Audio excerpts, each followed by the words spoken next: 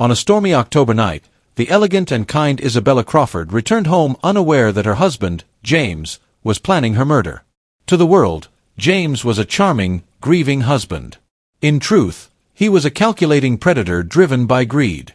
That night, he poisoned Isabella's wine, watched her collapse, and feigned heartbreak as doctors declared her dead.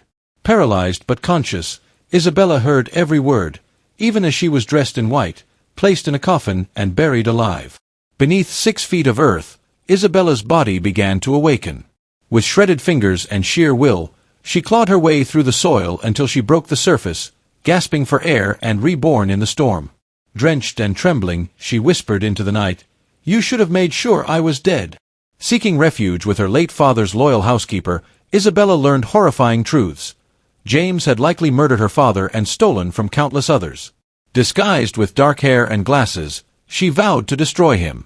With the help of Detective Sarah Mills and her father's former business partners, Isabella uncovered that James was a serial conman and killer who preyed on wealthy women.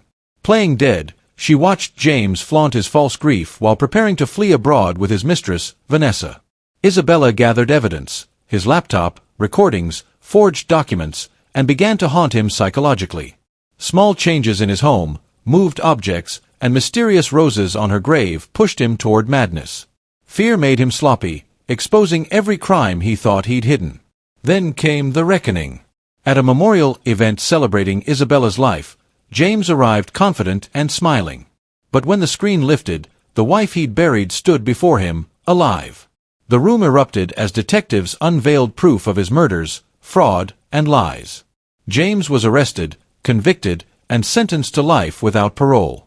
Isabella looked him in the eye and said, "You buried me alive. Now you'll live in your own grave." Years later, Isabella turned her pain into purpose. She founded a charity for survivors of abuse and became a national symbol of resilience. Standing over her own grave marked, "Here lies nothing." Isabella Crawford survived, she smiled, not as a victim, but as a woman who had risen from the earth to claim her justice and her life. Isabella's story reminds us that even from the darkest graves, courage can bloom again. Justice was her revenge, and survival her triumph. Want to see how she rose from death to victory? Click to watch the full story, and don't forget to like and subscribe. Thanks for watching.